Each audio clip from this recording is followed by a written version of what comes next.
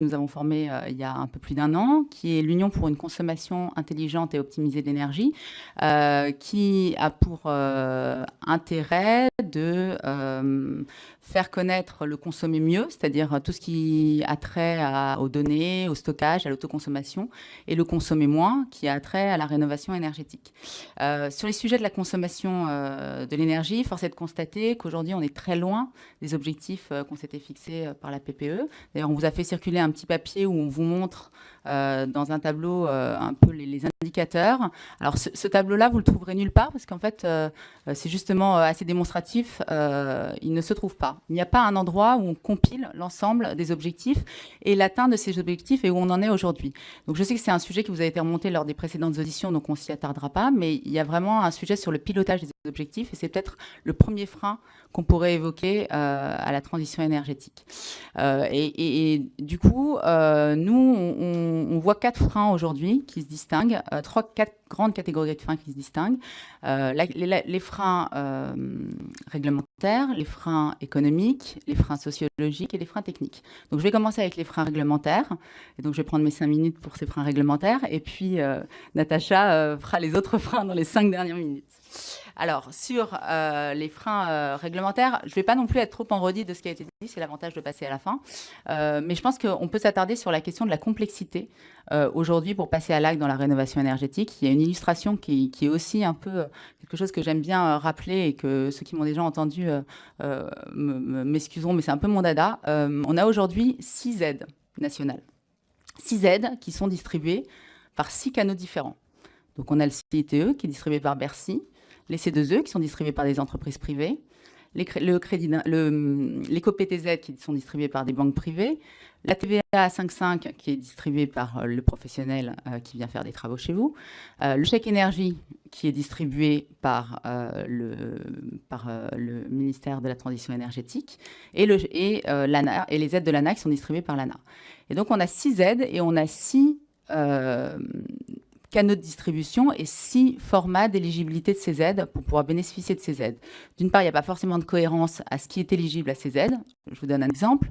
On parle beaucoup en ce moment du fuel, on parle beaucoup des chaudières fuel. Les chaudières fuel sont éligibles au certificat d'économie d'énergie, mais ne sont plus éligibles au CITE depuis juillet. Un autre exemple sur la difficulté qu'a le ménage pour s'y retrouver. Pour pouvoir obtenir ces aides, on passe aussi par des processus différents. Pour obtenir des aides de certificat d'économie d'énergie, il faut demander cette aide avant d'avoir fait un devis avec un professionnel. Quand on veut obtenir les aides de l'ANA, c'est après le devis et avant les travaux. Quand on veut obtenir un CITE, c'est après les travaux. Voilà. Donc, ça vous démontre bien la difficulté que peut avoir le ménage pour s'y retrouver dans la visibilité, dans la multiplicité de ces guichets. Et donc, je reprendrai effectivement l'argument qui a été évoqué précédemment, qui est qu'aujourd'hui, on a une multiplicité d'acteurs, une multiplicité de canaux de distribution qui ne rend pas lisible pour le consommateur la possibilité d'obtenir des aides. Selon l'étude TRIMI qui a été citée précédemment, il y a encore 40% qui ne savent pas qu'ils ont droit à des aides pour réaliser des travaux d'économie d'énergie. Donc, on a aujourd'hui un véritable enjeu à articuler les différentes démarches. Nous, on a une proposition très concrète pour pouvoir d'ores et déjà articuler les démarches. On va bientôt passer, donc espérons l'année prochaine, du CITE à une prime transition énergétique ou CITE. À l'occasion de ce passage, on propose d'avoir une articulation entre cette aide et l'aide des certificats d'économie d'énergie. C'est-à-dire qu'on crée de manière automatique une passerelle, quelqu'un qui demande un crédit d'impôt transition énergétique pourra obtenir de facto les certificats d'économie d'énergie, ce qui permettra d'harmoniser l'instruction de ces aides et de donner de la lisibilité pour le consommateur. Le deuxième point, au-delà de la multiplicité des guichets, le deuxième point, c'est la visibilité dans le temps des dispositifs pour mettre en œuvre les objectifs. On a des objectifs qui sont fixés sur 5 ans par la PPE, et par contre, on a une visibilité sur des dispositifs qui sont de 1, 2, 3 ans. 3 ans pour les certificats d'économie d'énergie, 6 mois pour des aides comme le CITE sur la fenêtre, puisque, comme je disais, on a une aide qui a été supprimée l'année dernière partiellement, totalement à partir de juillet, et qui qui va certainement être remis au 1er janvier 2019. Donc, on a un besoin de constance dans les dispositifs, dans la durée, pour pouvoir établir des activités et pour, encore une fois, donner de la visibilité aux consommateurs. Et puis, le troisième point, c'est la complétude de la réglementation. Ça a été évoqué tout à l'heure avec la question du décret tertiaire. On a plein d'autres exemples. On a le carnet numérique du logement, on a l'affichage déporté dans les logements pour les ménages en situation de précarité. On a vraiment un enjeu là aussi d'efficacité des politiques publiques et d'évaluation, de reporting de l'administration auprès du Parlement pour l'application des législations. Je prends le relais vite. Juste parce que Audrey a dû accélérer au début, mais on tenait quand même à vous remercier tous de nous permettre de participer à cette audition et à nous permettre de partager avec vous l'expérience sur le terrain qu'ont des jeunes entreprises qu'on représente aujourd'hui au travers de Luciole et qui sont toutes nées de l'ambition de transition énergétique. Je pense que c'est important.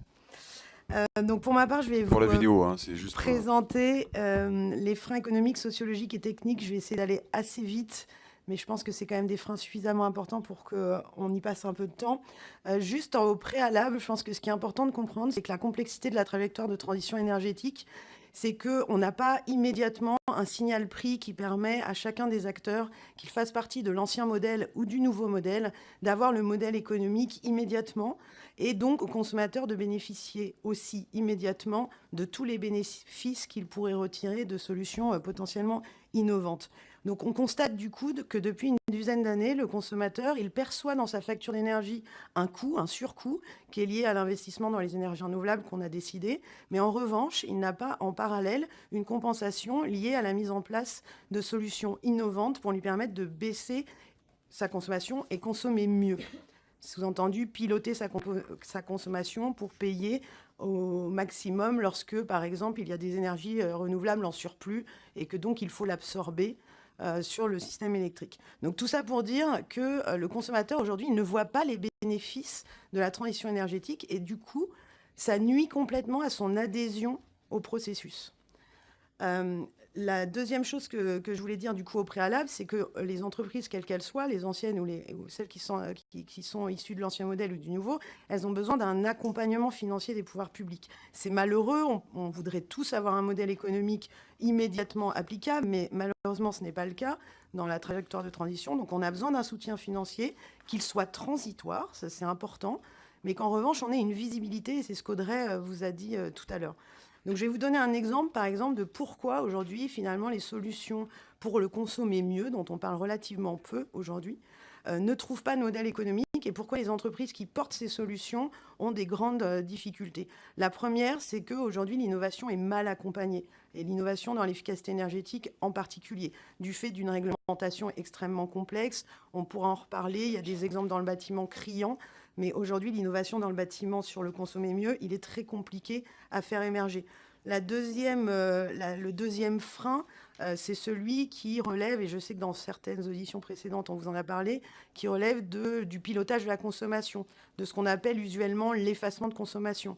Les pouvoirs publics, il y a une dizaine d'années, ça ne date pas d'hier, il y a une dizaine d'années, ont décidé que le consommateur devait participer à l'équilibrage du système électrique, à la sécurité d'approvisionnement, en lieu et place des centrales électriques polluantes à l'époque à fioul qu'on souhaitait faire disparaître.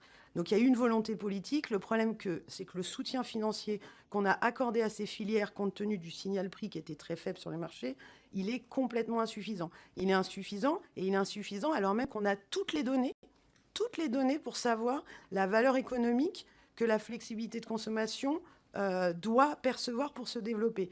RTE a considéré que c'était l'outil le plus compétitif jusqu'en 2030 pour intégrer les énergies renouvelables. L'ADEME a fait une analyse technico-économique remarquable dans laquelle elle présente les valeurs économiques et dit que, par exemple, pour le secteur tertiaire ou même le secteur résidentiel, il faut aller vers une valeur de 100 000 € du mégawatt par an. Donc le mégawatt que le consommateur est capable de libérer, il faut le rémunérer 100 000 € par an. Aujourd'hui, les pouvoirs publics fixent chaque année dans l'appel d'offres un cap de prix à 30 000. Et on s'étonne qu'on n'atteint pas les objectifs. C'est complètement logique qu'on n'atteigne pas les objectifs, alors même qu'on a toutes les données pour fixer au bon niveau le niveau de soutien. Cette incohérence des niveaux de soutien, ça a des conséquences. Ça a des conséquences, en particulier, bien sûr, pour la sécurité d'approvisionnement. Mais par exemple, ça nous a empêchés de prendre des décisions plus rapides sur la fermeture des centrales à charbon que la flexibilité de consommation électrique aurait pu remplacer. Ça a pour conséquence également que quand on a 12 millions d'euros par an de soutien financier et que les Allemands en ont 250 millions, on crée moins d'emplois. Donc des homologues à des sociétés françaises ont 4 à 5 fois plus d'emplois qu'en France. La troisième conséquence, c'est que malheureusement, du coup, on subit une concurrence internationale extrêmement forte sur des solutions innovantes de pilotage de la flexibilité et qui, du coup, malheureusement, alors même que dans la transition énergétique, la France souhaitait quand même aussi gagner en indépendance, risque à long terme de nous rendre dépendants de solutions internationales. Donc ce ne sera plus du gaz ni du pétrole, mais ce sera les solutions de pilotage intelligent de la consommation. Voilà, donc nous, notre proposition, c'est de revoir rapidement les niveaux de soutien qu'on accorde aux différentes filières. Je vous ai beaucoup parlé de la flexibilité de conso, mais c'est également vrai, encore une fois, sur plein d'autres solutions innovantes, le stockage, l'autoconsommation. Il faut qu'on s'appuie sur les rapports qui existent, parce que la France est très forte pour écrire des rapports, qu'on s'appuie dessus et qu'à un moment donné, dans les décisions que les pouvoirs publics prennent, ils prennent des décisions cohérentes avec ces fameux rapports et leurs résultats. Le deuxième frein, c'est le reste à charge dont vous avez parlé un petit peu, Audrey. Le reste à charge lorsqu'un consommateur décide de s'engager dans des travaux d'efficacité énergétique. Donc sur les précaires, je pense qu'on est tous d'accord qu'il faut que l'État finance quasi 100% des travaux qui vont être menés. Pour tous les autres consommateurs qui, eux, ne sont pas typés précaires, qu'ils soient propriétaires, copropriétaires ou entreprises, il y a un reste à charge. Ce reste à charge, il faut que la fiscalité, que leur fiscalité soit adaptée pour qu'ils soient incités à faire les travaux d'efficacité énergétique. Donc nous, on a des propositions très concrètes. Créer un malus à la vente ou à la location d'un bien immobilier, mettre une taxe spécifique sur les chaudières à fioul, parce qu'aujourd'hui, en fait, il y a énormément de consommateurs qui ont toujours un intérêt à acheter une chaudière à fioul, parce qu'elle est quand même toujours moins chère qu'une autre chaudière. Donc on taxe le fioul, mais il faut taxer aussi l'achat de la chaudière. Il y a par exemple l'idée de l'éco-participation qui existe sur l'électroménager. Il suffit de créer une éco-participation particulière sur tous les produits dont on ne veut plus qu'ils soient achetés par les consommateurs à terme. C'est également vrai d'ailleurs dans la mobilité sur les véhicules diesel. Il convient également pour ces consommateurs qui sont les plus aisés de trouver des mécanismes de tiers financement. Aujourd'hui, il y a énormément de fonds d'investissement, de banques, de sociétés de services d'efficacité énergétique que nous représentons qui sont prêts à financer le reste à charge chez les consommateurs, de se rémunérer sur l'économie d'énergie générée. Le problème, c'est qu'elles font face à des barrières très importantes qui ont été également rappelées dans énormément de rapports, notamment la Cour des comptes, sur les règles comptables, leur fiscalité. Tout ça, il faut les revoir pour que ces sociétés, ces banques, elles aient une incitation à financer le reste à charge. J'essaye d'aller vite. Dernier point, les freins sociologiques. Et ce n'est pas le moindre point. Aujourd'hui, le consommateur, on est tous conscients qu'il a un manque de vision claire de la politique française en matière de transition énergétique. Donc il faut absolument lui donner un plan très clair et avoir l'autorité également de suivre les engagements qui sont pris par l'État. Je donnerai par exemple que quand on cède sur la part de nucléaire ou quand on cède sur l'écotaxe, on a du mal à convaincre le consommateur qu'il ne va pas trouver un moyen de déroger à ses propres obligations.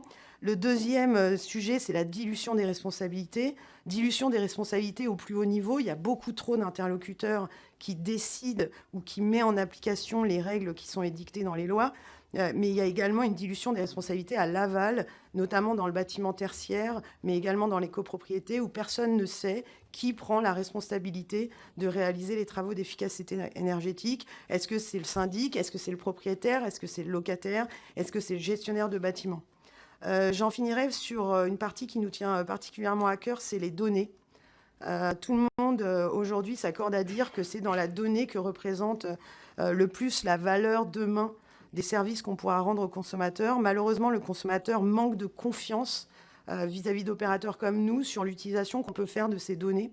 Donc il faut absolument que nous, on puisse lui se développer et lui montrer, comme un peu Google Maps aujourd'hui, qui utilise beaucoup de nos données et à qui on n'a eu aucun problème de donner l'accord pour qu'il sache ce qu'on fait à chaque instant. Et ben, il faut que nous, on ait cette possibilité de lui présenter des bénéfices à retirer de nos services et qui, du coup, il adhère à l'autorisation qu'il nous donnera d'accéder à ces données. Mais il faut également que les gestionnaires de réseau ne régressent pas dans l'accès aux données. Aujourd'hui, on a une régression totale sur l'accès aux données. Les gestionnaires de réseau reprennent le monopole alors même qu'aujourd'hui, on accédait directement aux données issues du compteur. Il faut absolument que les gestionnaires de réseau nous laissent accéder au compteur, bien sûr avec l'autorisation du consommateur, pour nous permettre d'innover et de trouver la valeur dans la donnée telle qu'elle doit être dans les temps à venir. Enfin, un dernier point, l'interopérabilité. Je réagirai un petit peu à ce qui a été dit tout à l'heure. Dans les bâtiments, il y a beaucoup de choses qui se font dans le tertiaire, dans le privé, mais malheureusement, on a un gros problème d'interopérabilité des systèmes de gestion dans le bâtiment, qui sont fermés par des gros opérateurs et qui, du coup, empêchent toute concurrence de se développer. C'est un vrai problème. Il faut rendre l'interopérabilité obligatoire dans le bâtiment pour permettre à des acteurs d'offrir aux clients un panel d'offres innovantes et qu'ils ne soient pas captifs des gros opérateurs. Voilà, nous vous remercions pour l'attention que vous avez accordée à nos propositions. Merci. Merci à vous.